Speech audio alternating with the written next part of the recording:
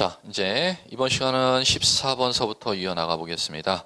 공간정보 구축 및 관리 등에 관한 법령상 지적소관청이 관할 등기관서에 그 등기를 촉탁해야 되는 경우에 해당하지 않는 것은 했으니까 않는 것이니까 부정문 정답을 찾으라는 거니까 물음표 끝에 X 하시고 키워드는 무엇을 이제 밑줄 그으셔야 되느냐.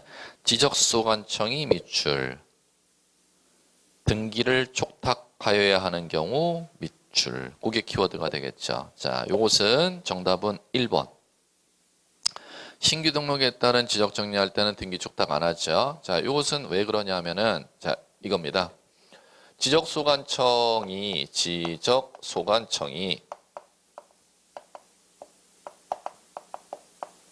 지적 공부를 이제 관리한다면은 지적 공부에 무엇을 정리하느냐 하면 지적 공부라는 장부에 땅을 정리하는 걸 지적 정리 이렇게 부릅니다. 그럼 지적 공부에 땅을 정리했으면 관할 등기관서에 등기부가 있지 않습니까? 그럼 등기부 표제부에도 표제부라는데 자, 땅이 정리가 되면 등기소에 등기소라는 관공서에 등기부라는 장부에도 땅 표시가 있다는 겁니다. 토지의 표시.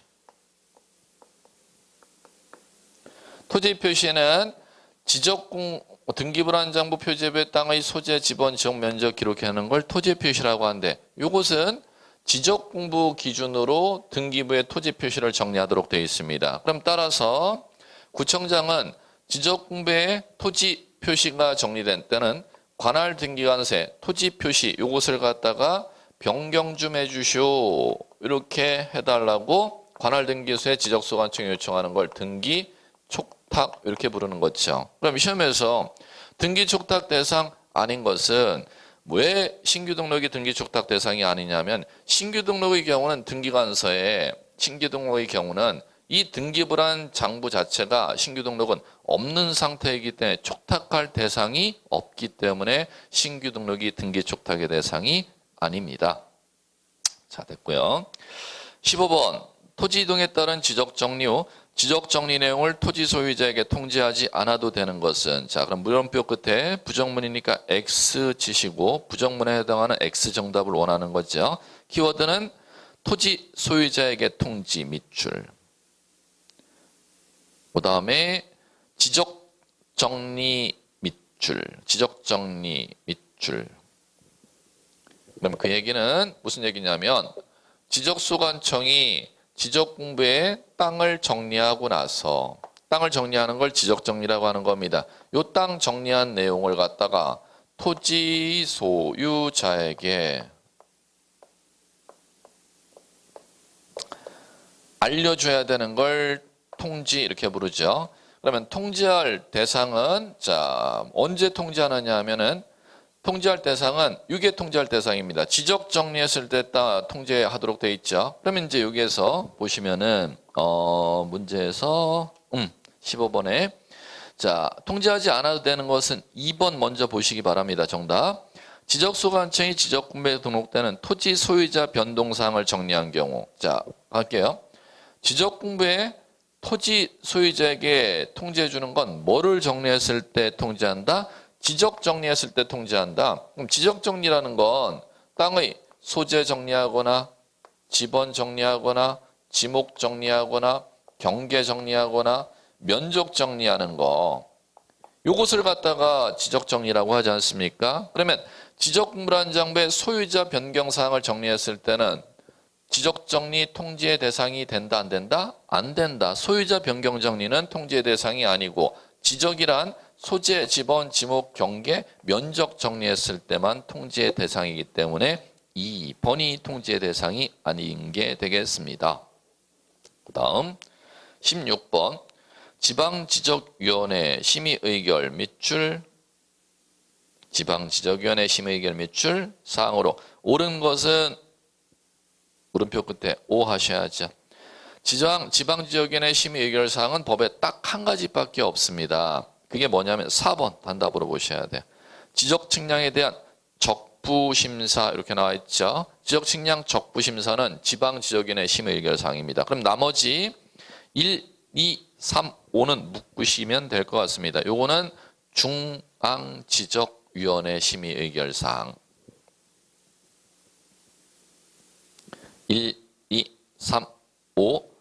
그러면 중앙지역위원회 심의 의결사항 묶고 나면 한번 읽어보는 거로 족하지 암기할 필요는 없겠죠. 왜 그러냐면 지방지역위원회 심의 의결사항이 법에서 여러 가지가 있는 게 아니라 딱 한 가지밖에 없으면은 지방지역위원회 심의 의결사항 4번을 암기하고 나면 나머지는 중앙지역위원회 심의 의결사항이구나. 이런 식으로 여러분들이 패턴을 봐나가시면 될 겁니다. 자, 그 다음에 17번. 지적측량 적부심사 미출.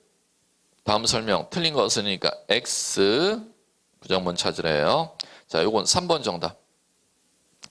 지적측량 적부심사 청구해받은 지방지역위원회 심사 청구해받은 날로부터 30일 틀렸죠? 심의 의결이 아니라 60일. 지적에서 숫자 나오는 법조문에서는 모든 법 공이 마찬가지 1차 과목이든 2차 과목이든 객관식은 출제원이 숫자 문제를 좋아하는 이유가 있습니다. 그렇기 때문에 여러분들은 숫자에 해당하는 것은 반드시 필수 암기라는 겁니다. 왜 그러냐면 문제 오류라는 게 숫자 문제를 내면은 있을 수가 없으니까. 다른 것은 법적 해석을 갖다 묻는 문제로 문제를 모를 경우는 문제 오류가 생길 수가 있죠. 그런데 법전에 규정된 숫자를 묻는 문제를 출제원이 선호하는 이유는 문제 오해, 오류 소지가 생기지를 아니하기 때문에 여러분들은 그걸 이해하신다면은 숫자에 해당하는 것은 각 과목에서 필수로 반드시 정리를 하고 들어가셔야 된다는 것이죠. 자, 이건 60일에 되기 때문에 틀렸죠. 그러면 한번 정리해 볼까요? 적부심사, 지적, 측량,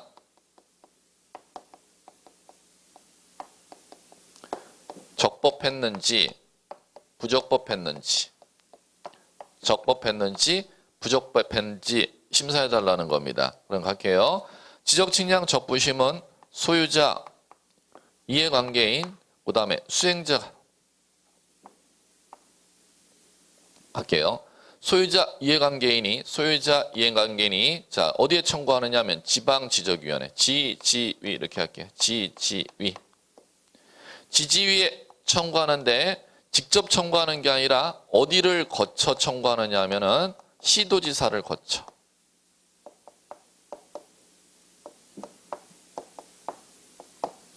자, 요거 꼭 기억.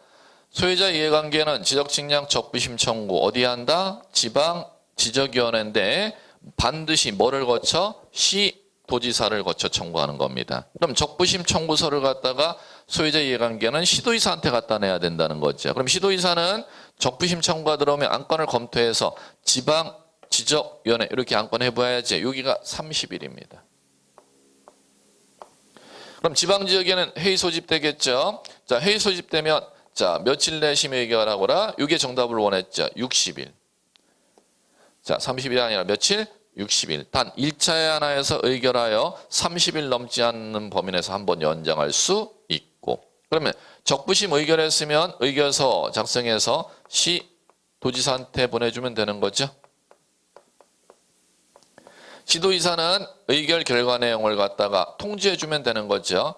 청구인 및 이해관계인에게. 자, 의결 결과 며칠 내 통지? 7일. 이런 마무리돼요. 이 정도까지만 아시면 돼. 청구인이 적부심 의결 결과 내용을 통지받았으면 이에 대한 불복 신청을 갖다가 자 뭐라 부르냐면은 재심이라고 부르죠. 그럼 재심 어디에다 청구한다? 중지위 하셔야죠. 중앙지적위원회. 그런데 중앙지적위원회 바로 청구하는 게 아니라 거쳐가 있어야죠. 어디를 거쳐 중앙지역위원회 청구한다? 이게 꼭 기억하셔야죠.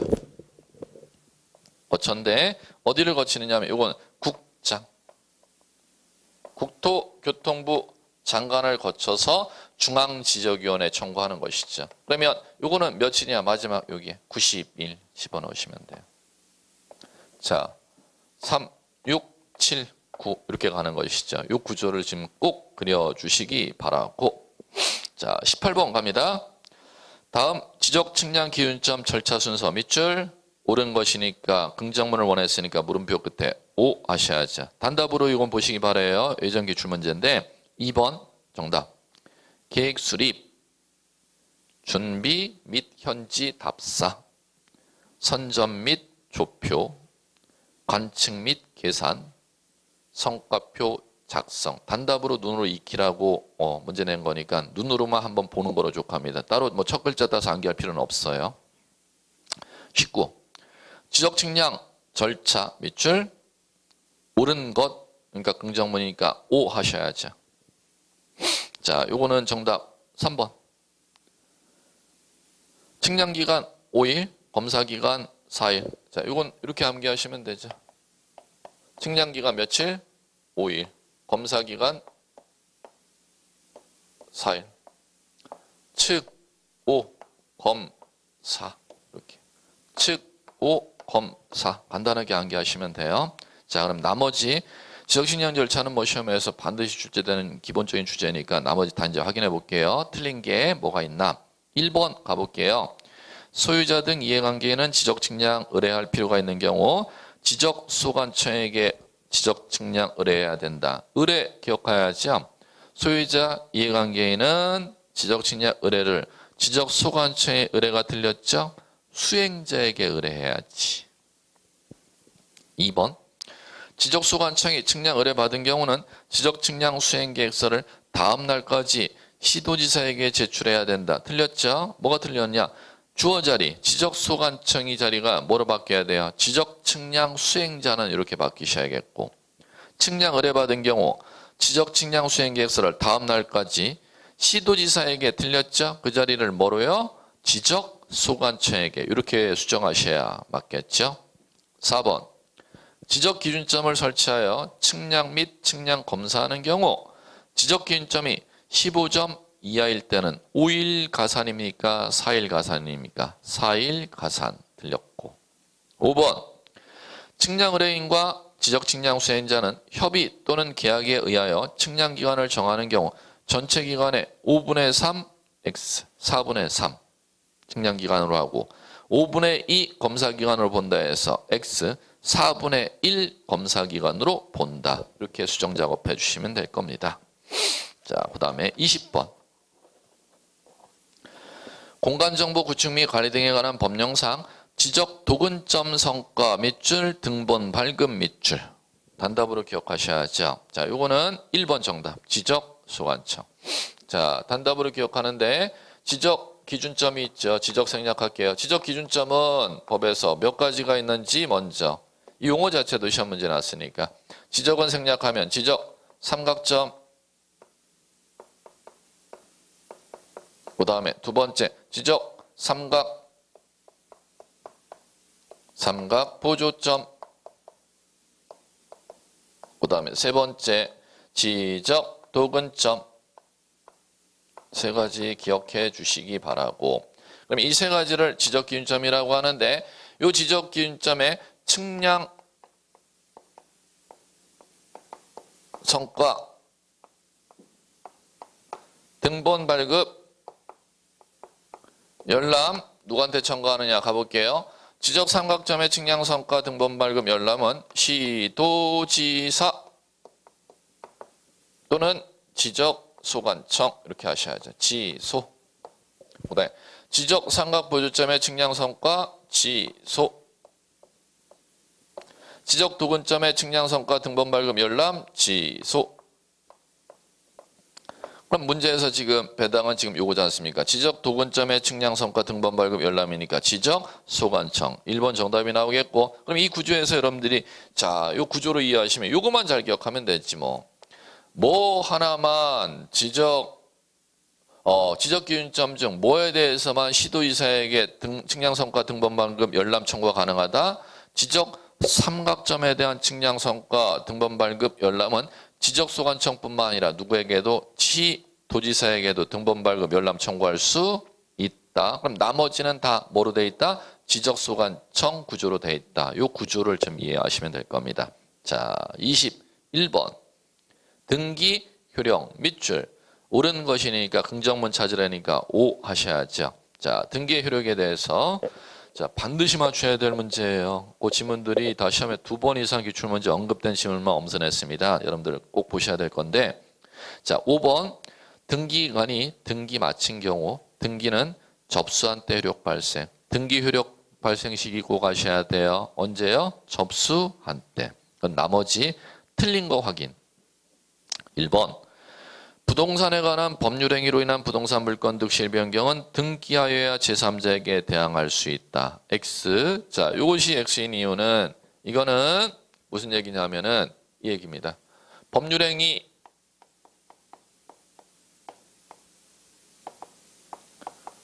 그럼 법률 행위로 인한 부동산 물권 변동에 있어서 등기가 우리나라는 민법 186조에 규정되어 있죠.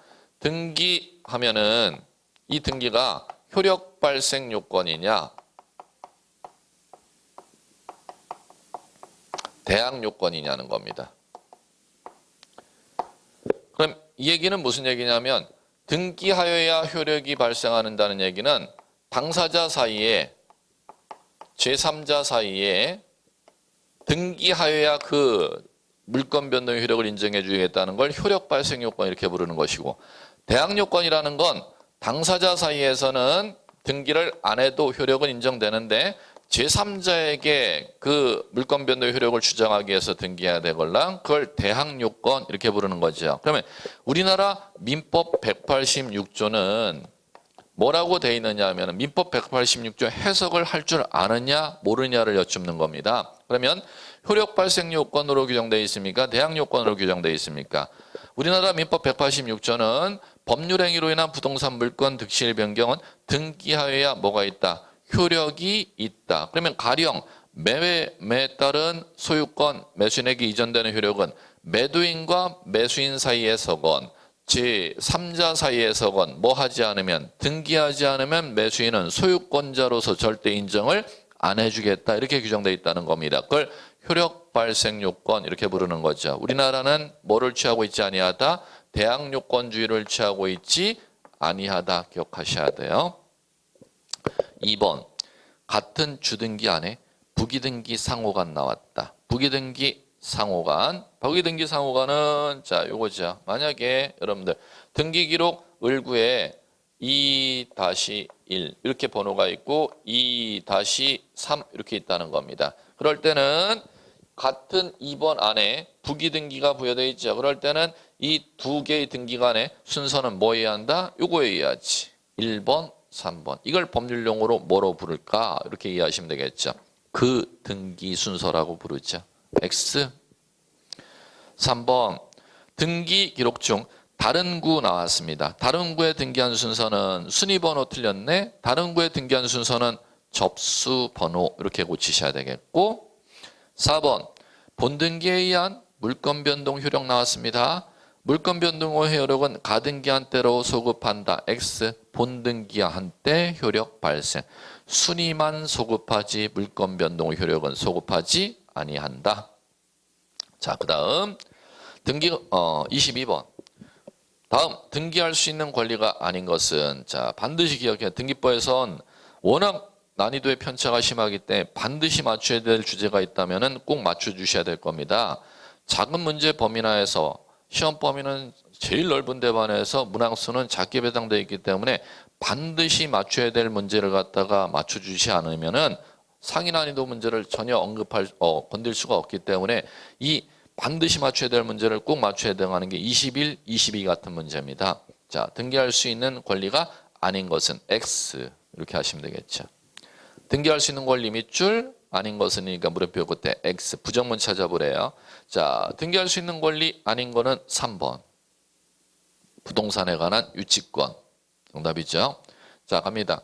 부동산 등기법에 등기할 수 있는 권리 몇 가지? 9가지 다 기억하고 계시죠? 9가지 암기 못하면 뭐 이건 아예 뭐 변별력 없으니까. 소유권, 지상권, 지역권, 전세권, 저당권, 임차권, 환매권, 권리, 질권, 채권, 담보권. 이 법에 정해져 있는 9가지 권리만 등기할 수 있다 법에 정해놨으면 그 법에 정해놓은 권리를 인식 못하면 뭐 아예 변별력 자체가 없는 것이죠. 최소한의 여러분들의 노력이 필요하다는 겁니다. 23번. 다음은 채권자 대의권 등기 절차 설명이다. 가장 틀린 거 X 하셔야지. 채권자 대의권 밑줄.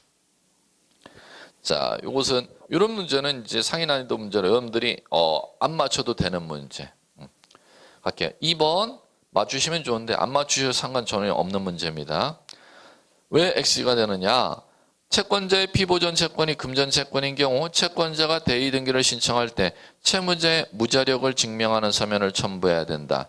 금전 채권을 보존하기 위해서 채권자 대위 신청할 때는 채무자의 무자력을 법에서 요건으로 필요로 하지 아니합니다. 그렇기 때문에 2번이 X가 되는 것이고요. 자, 그 다음에 나머지 한번 볼게요. 채권자 대위권은 1번 갑니다. 금전 채권, 금전 외의 채권 보존하기 위해서도 대위 신청할 수 있고요. 3번 대위 원인을 증명하는 서면은 공증받은 서면뿐만 아니라 개인끼리 작성한 사서증서도 받아줍니다. 그 다음에 채권자가 대위 신청해서 등기했을 때는 대위 채권자의 성명, 주소까지는 기록하는데 주민번호는 안 적습니다. 등기부에.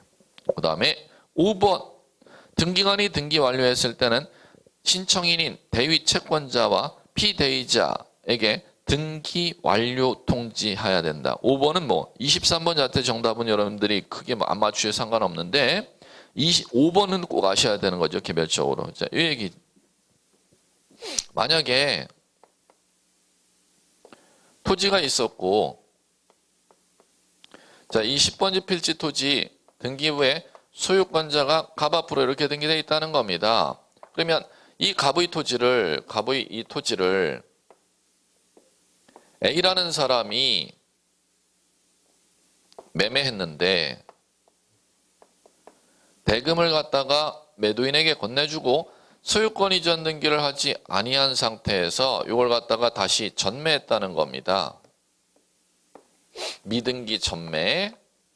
그럼 전매 대금을 갖다가 A에게 다 건네주면은 갑은 A 땅을 갖다 소유권 이전 등기하고 B에게 넘겨줘야죠. 왜? 중간 생략에 관한 합의가 없으면은 B가 갑에게 직접 땅 넘겨달라고 요구할 수가 없기 때문에 A 앞으로 등기를 먼저 치는 수밖에 없다는 겁니다. 그러면 A 앞으로 소유권 이전 등기를 갖다가 신청을 갖다가 매도인 갑의 협력을 얻어서 A가 등기 신청하지 아니할 때 전매에서 인수한 B라는 사람이 A의 등기를 갖다가 신청하러 갑의 협력을 얻어서 등기소에 찾아오는 것을 갖다가 채권자 대위 신청 이렇게 부르죠. 그럼 채권자 대위 신청에 의해서 등기가 이렇게 기록이 되는 때는 소유권 등기가 A 앞으로 이렇게 기록이 되는 때는 등기 끝마치고 나면은 등기난 사실을 갖다가 통지하도록 되어 있습니다. 그걸 등기 완료 통지라고 하는데 누구한테 통지하느냐 하면은 등기난 A에게. 그럼 A를 뭐라고 하느냐 하면은 채무자라고도 부르고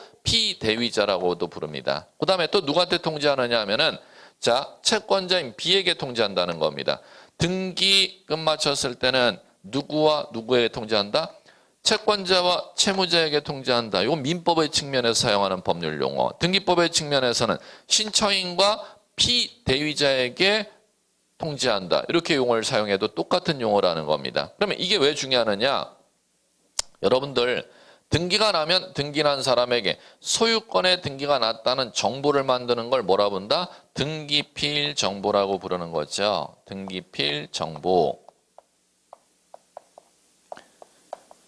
채권자 대위 신청에서 등기가 난 때는 뭐를 작성하지 아니하기 때문에 이게 중요하냐면 등기필 정보라는 걸 작성하지 아니한다는 걸 꼭 기억해 두시면 될 것 같습니다. 23번 자체 문제 맞출 필요는 없는데 상위 난이도 문제인데 시험에서 잘 언급하지는 않고 그런데 5번 지문은 아셔야 되었고 자, 그다음 24번 가겠습니다. 다음 부동산 등기 신청 밑줄 틀린 것이니까 X 이렇게 하시면 되겠죠. 자, X는 1번. 같은 채권 담보하기 위하여 여러 개의 부동산에 대해서 저당 설정 등기를 신청하는 경우 소유자가 다르면은 동일한 신청 정보에 의하여 일괄 신청 밑줄이죠. 할 수 없다가 아니라 잇따라 수정하시면 될 겁니다. 시험에서는 중요한 얘기 등기법에서는 이것도 꼭 정리해야 될 문제. 자, 등기 신청 정보 갈게요. 등기 신청 정보를 작성한다면은 1건 1신청 정보죠. 한 건마다 하나의 신청 정보를 적어서 인터넷으로 등기소로 전송하거라. 그걸 일건 일신청 정보라고 하는데, 그러면 여기에 예외가 법에 있습니다. 그 예외가 용어가 일괄 신청이라는 용어입니다. 여러분 이제 시험에서 법률 용어 일괄 신청이라는 용어를 사용하겠죠. 일괄 신청은 두 건의 등기를 갖다가 전송하고 싶으면 그러면 두 개의 신청 정보를 보내야 되는데 두 건의 등기를 갖다 신청함에도 불구하고 하나의 신청 정보에 두 건의 등기를 갖다가 적어서 보내는 방식을 일괄 신청이라고 하는데 이 일괄 신청의 요건을 물어보는 겁니다. 일괄 신청은 법에 규정되어 있는 사유에 대해서만 일괄 신청할 수 있는데 법에 어떤 사유가 정해져 있을 때 일괄 신청할 수 있도록 되어 있냐. 이걸 이제 인식하는 변별 문제를 묻는다는 거죠. 첫 번째, 동일하면 일괄 신청할 수 있도록 되어 있어요. 부동산 등기법의 첫 번째, 동일. 동일하면은 자, 세 가지가 동일해야 돼요. 관할, 목적, 원인. 이 세 가지가 동일하면은 일괄하여 등기 신청할 수 있다. 하나 예를 들어 볼까요? 땅과 그 땅 위에 있는 정착물인 건물이 있다면은 현행 우리나라 법은 땅 위에 건물이 건축돼 있어도 땅 주인과 건물주가 같아도 토지와 건물을 별개 부동산으로 인정해. 그럼 따라서 토지 건물 매매에서 소유권 이전 등기하면 등기소에 토지 등기 기록, 건물 등기 기록이 따로 있기 때문에 두 건의 등기를 신청하는 겁니다. 그런데 그 두 건의 등기가 세 가지 요건을 충족하면은 일괄해서 신청할 수 있도록 돼 있다는 겁니다. 토지 건물이 한 관할 등기소 내에 있고 토지 건물이 둘 다 목적이 동일하고 소유권 이전 등기하고 토지 건물 소유권 이전 등기하는 원인이 둘 다 매매이지요. 세 가지가 엔드가 된다면 두 건이지만 하나의 등기 신청 정보에 적어서 낼 수 있도록 허용해 준다는 겁니다. 그 다음에 자 요거요. 두 번째는 같은 채권 담보. 부동산 등기 규칙에 나와 있는 일괄 신청. 같은 채권 담보하기 위해서 수개의 부동산의 저당 설정할 때는 일괄하여 등기 신청할 수 있도록 되어 있습니다. 가령 10억을 빌려주는 채권자에게 채권자 10억 빌려주는 채권자가 담보를 요구하기에 부동산을 갖다 담보로 채권자에게 제공했더니 10억을 돈을 빌려주는 채권자가 담보 잡히는 부동산 하나 갖고는 10억을 못 빌려주겠어. 그러면 두 개 이상의 부동산을 제공했더니 그 10억을 돈을 빌려주겠다는 겁니다. 그러면 가령 세 개의 부동산을 채권자에게 담보로 제공하고 10억 돈을 빌리고자 할 때 10억 돈 빌려주는 채권 담보로 세 개 부동산이 그 10억 빌려는 돈에 대해서 담보로 들어가겠죠. 그럴 때를 같은 채권 담보하는 근저당이라고 하는 겁니다. 그럴 때는 그 세 개의 부동산 소유자가 같아도 일괄 신청할 수 있고 소유자가 달라도 일괄 신청할 수 있도록 법에 규정되어 있습니다. 그럼 지금 1번 지문이 틀린 이유는 같은 채권 담보하기 위해서 저당 설정 등기를 일괄 신청하고자 할 때 소유자가 다른 경우는 일괄 신청할 수 없다가 아니라 소유자가 같아도 일괄 신청, 소유자가 달라도 일괄 신청. 요걸 아시면 될 겁니다. 자, 그다음에 자, 요거죠. 매각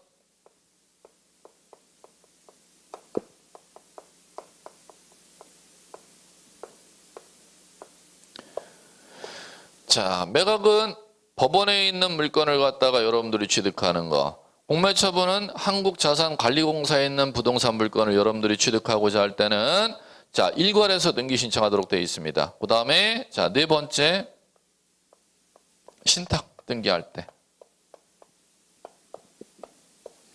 수탁자 앞으로 소유권 이전 등기와 신탁 등기를 일괄해서 신청하도록 되어 있죠. 일괄 신청은 지금 꼭 기억해 두셔야 될 겁니다.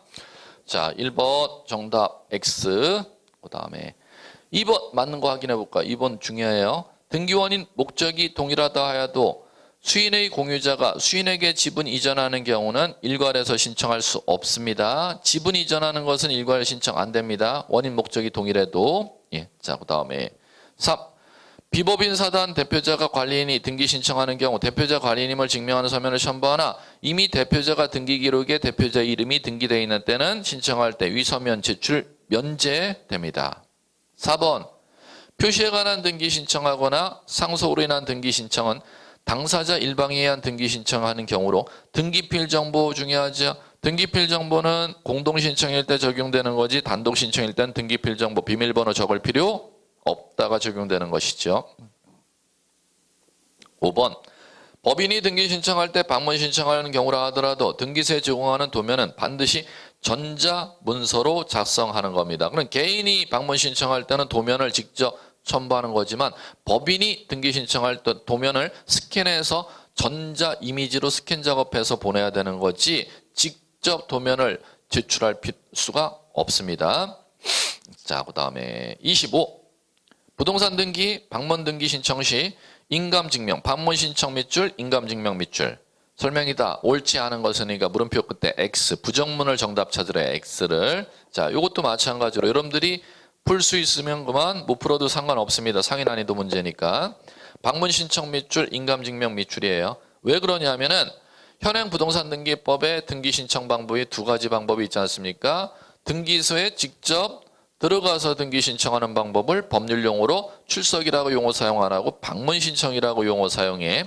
두 번째, 대법원 등기소에 로그인 접속해서 정보 입력해갖고 전송 자료를 같이 보내는 방식을 전자신청이라고 용어 사용하는 겁니다. 그럼 방문 신청과 전자신청 두 가지 방식이 있다면은 인감증명의 첨부 문제는 방문 신청할 때만 적용되는 것이지 전자신청할 때는 인감증명 절대 면제됩니다. 그러면 무조건 인감증명이라는 단어 나올 때는 앞에 수식어 뭐가 나와야 된다? 방문 신청이라는 걸 출제원이 깔아놓고 방문 신청 시 인감 이렇게 수식어 깔아놓고 문제를 묻는다는 겁니다. 자, 이제 갈게요. 자, 요것은 옳지 않은 것은이니까 3번 보세요. 근저당 말소등기 신청하는 경우 신청세, 근저당권자 등기필 정보 기재 밑줄 치셔야죠. 등기필 정보 기재.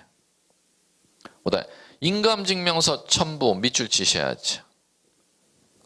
그러면은 두 가지를 판단해 보라는 겁니다. 접근할 수 있으면 접근하고 접근 못하면 포기해도 되는 문제입니다. 자, 갈게요. 등기필 정보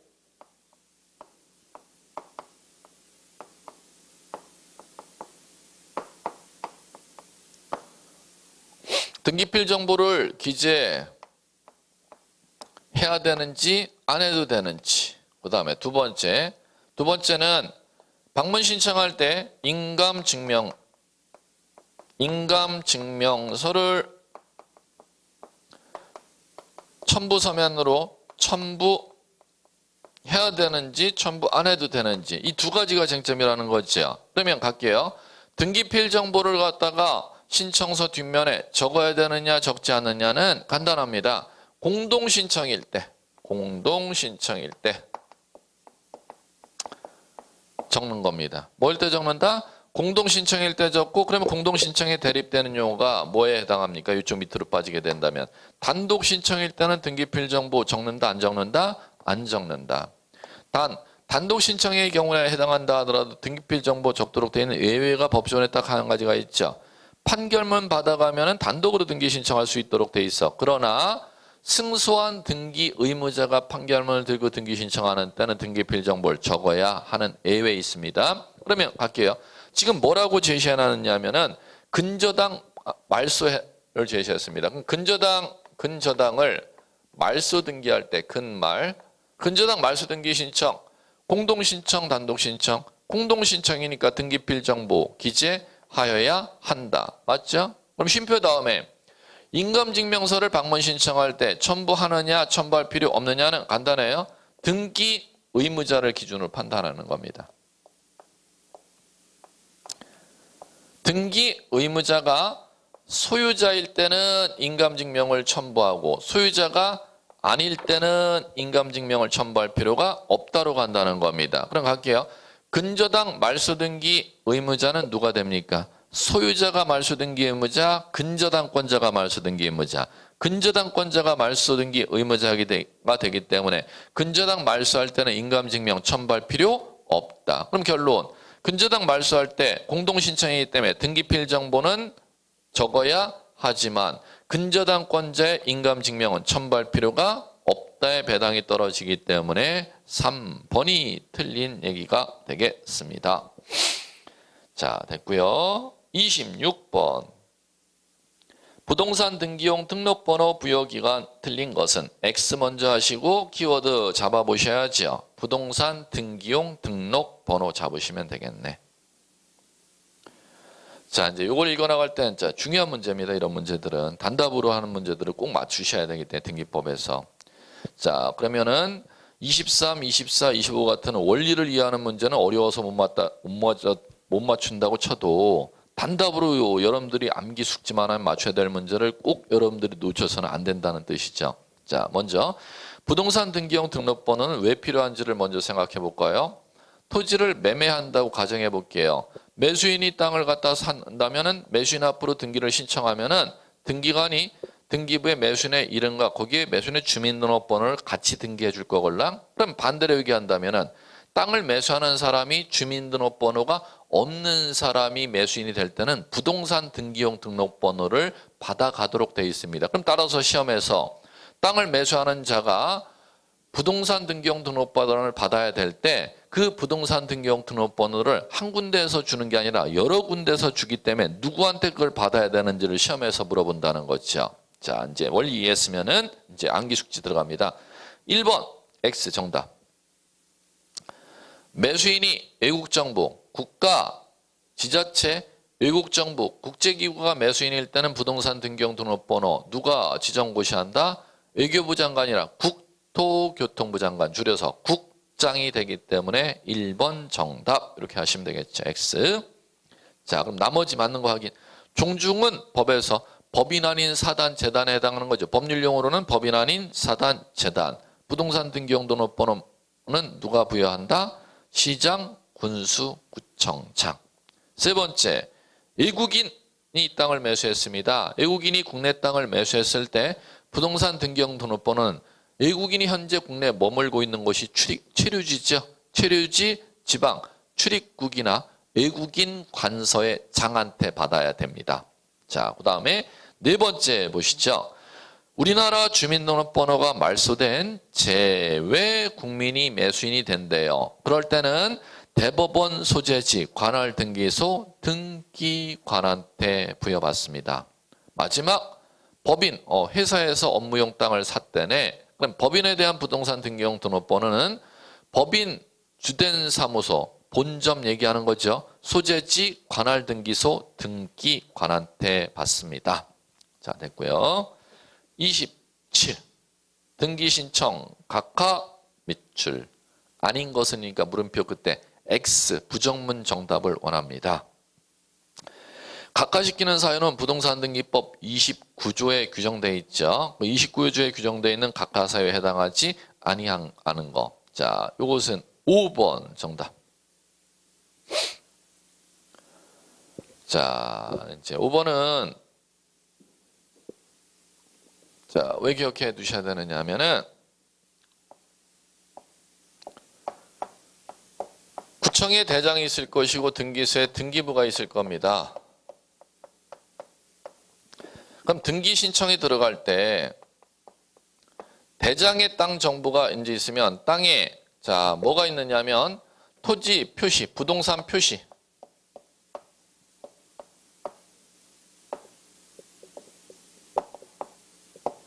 그 다음에 등기 기록에도 부동산 표시가 이제 여기 있겠고, 그 다음에 대장의 땅 소유자가 기록되어 있으면은 등기 기록 갑구에도 토지, 건물 소유자가 기록이 되어 있겠죠. 그러면 등기를 신청하게 되면은 심사할 때 대장과 등기부에 이 대조 작업을 한다는 겁니다. 이걸 대조해서 대장과 등기부의 기록 내용이 안 맞으면 각하하도록 되어 있는데 뭐를 대조 작업하느냐 하면은 자, 요거 대조 작업한다는 겁니다.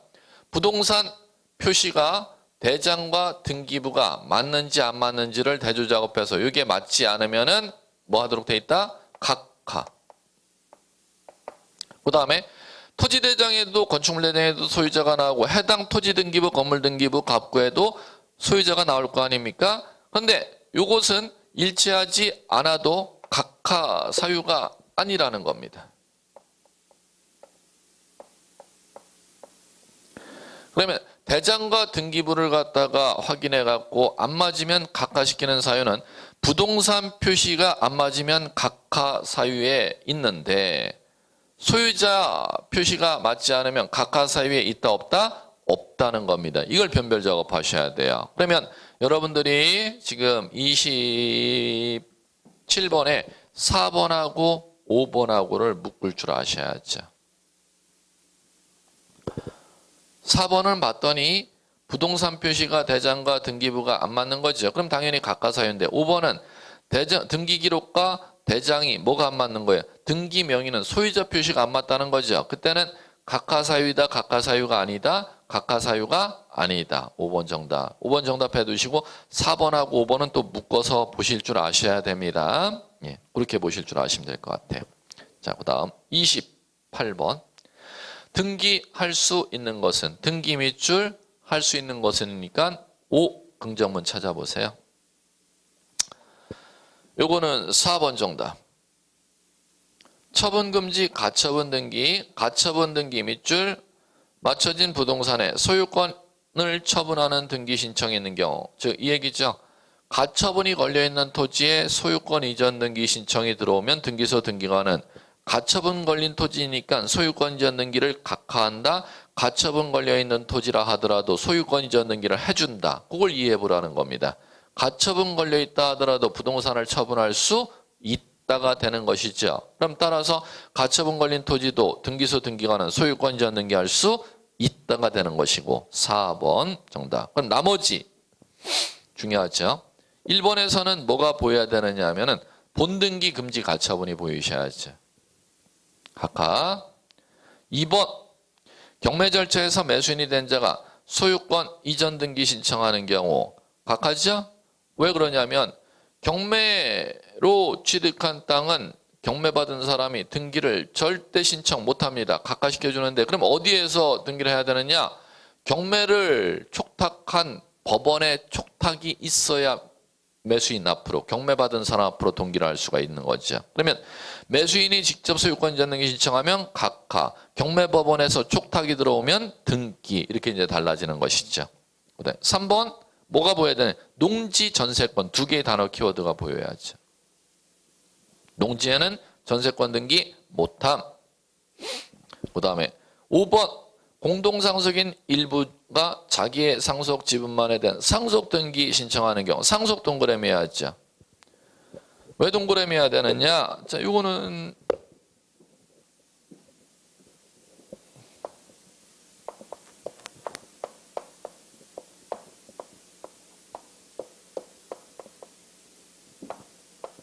요걸 기억하셔야지.